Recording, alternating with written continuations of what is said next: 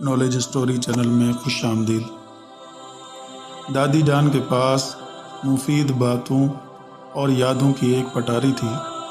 جب بھی وقت ملتا انم اور عمر دادی جان کے پاس بیٹھ جاتے۔ دادی قصے سناتی جاتی اور وہ پوری توجہ سے سنتے رہتے۔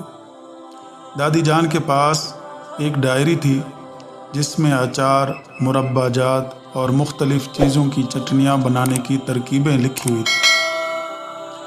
ایک بڑا سا البم بھی تھا جس میں تصاویر کے ساتھ ساتھ بہت سے عید کارڈ بھی تھے۔ عید کارڈ بہت خوبصورت تھے۔ کسی کارڈ پر قدرتی مناظر تھے اور کسی پر سنہرے حروف لکھے ہوئے تھے۔ دادی جان نے ایک سبز رنگ کا عید کارڈ دکھاتے ہوئے کہا، بچوں، یہ تمہارے تایا جان کا بھیجا ہوا ایک عید کارڈ ہے۔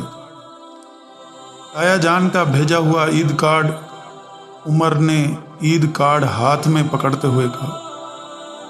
کارڈ کے اندرونی صفحے پر نہایت خوش خطی لکھا ہوا تھا، پیاری امی جان، پیارے ابو جان، عید کے پر مسرت موقع پر میری طرف سے دلی عید مبارک قبول کیجیے۔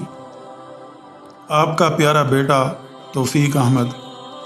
دادی جان نے بتایا کہ جب تمہارے تایا ابو پڑھنے کے لیے شہر گئے تو انہوں نے ہاسٹل سے یہ عید کارڈ بھیجا تھا۔ انم نے اپنے اسکول کے زمانے میں ایسے عید کارڈ دیکھے تھے، مگر پھر موبائل فون کا استعمال زیادہ ہونا شروع ہوا تو عید کارڈ منظر سے غائب ہو گئے۔ عمر نے اسی دور میں آنکھ کھولی تھی کہ موبائل فون پر فیس بک یا واٹس ایپ پر عید کی مبارکباد دینے کا رواج ہو گیا۔ دادی جان کے البم میں اور بھی بہت سے عید کارڈ تھے۔ ان عید کارڈوں کو دیکھ کر ایک خیال عمر کے ذہن میں آیا۔ اس خیال کے آتے ہی اس نے انم آپی سے کہا، میں چاہتا ہوں کہ اپنی ڈرائنگ کا امتحان لوں، اپنے ہاتھ سے عید کارڈ بناؤں اور سب کو عید کی مبارکباد دوں۔ کیا اس کام میں آپ میری مدد کریں گی؟ آپی نے کہا، میں تمہاری بھرپور مدد کروں گی۔ تم عید کارڈ بناؤ گے اور میں دادی جان کی ڈائری میں درج کسی ایک چیز کی چٹنی بنانے کی کوشش کروں گی۔ یہ تو بہت اچھی بات ہے۔ دادی جان نے دونوں کی باتیں سن لی تھی۔ انم آپی اور عمر اپنے اپنے کام میں جٹ گئے۔ عمر بہت سے رنگین کاغذ اور مارکر لے آیا۔ آپی نے دادی جان سے مشورہ کرنے کے بعد خوبانی اور آلو بخارے کی چٹنی بنانے کا فیصلہ کیا تھا۔ امی جان کو بھی علم ہو گیا تھا کہ بچے دادی جان کے کمرے میں بیٹھ کر کوئی اہم کام کر رہے ہیں۔ دونوں نے دادی جان کی نگرانی میں عمدہ انداز میں اپنا کام مکمل کیا۔ دادی جان نے عمر کے بنائے ہوئے عید کارڈ کو دیکھا۔ سبز اور پیلے رنگ کا کارڈ بہت خوبصورت دکھائی دے رہا تھا۔ رمضان المبارک کا آغاز ہوا تو پہلے روزے کے افطار پر میز پر جہاں اور مزے مزے کے کھانے کی چیزیں تھیں، وہیں آپی کی بنائی ہوئی خوبانی کی چٹنی بھی تھی۔ ابو جان کے ساتھ ساتھ سب نے چٹنی کی خوب تعریفیں کی۔ ابو جان نے آپی کو 500 روپے انعام دیتے ہوئے کہا، اب یہ مزیدار کام گھر میں جاری رہنا چاہیے۔ عمر میاں نے اپنے بنائے عید کارڈ رمضان المبارک کے پہلے عشرے میں ڈاک کے ذریعے بھیج دیے تھے۔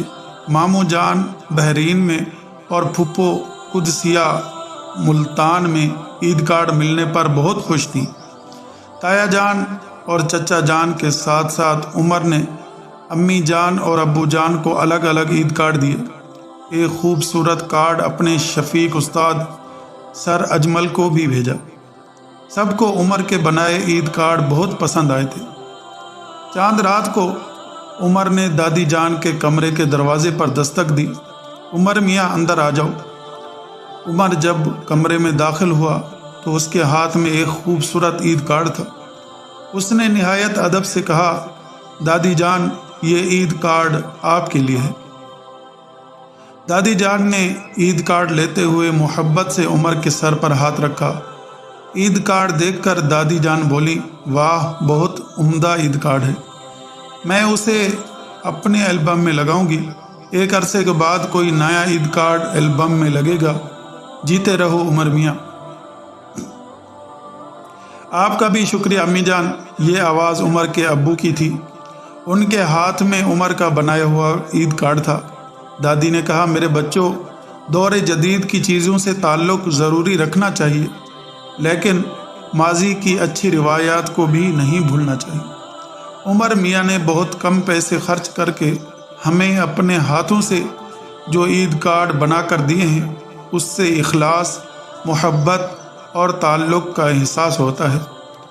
दादी जान की बातें सुनकर उमर बोला, दादी जान, ऐसा सिर्फ़ और सिर्फ आपकी वजह से हुआ है।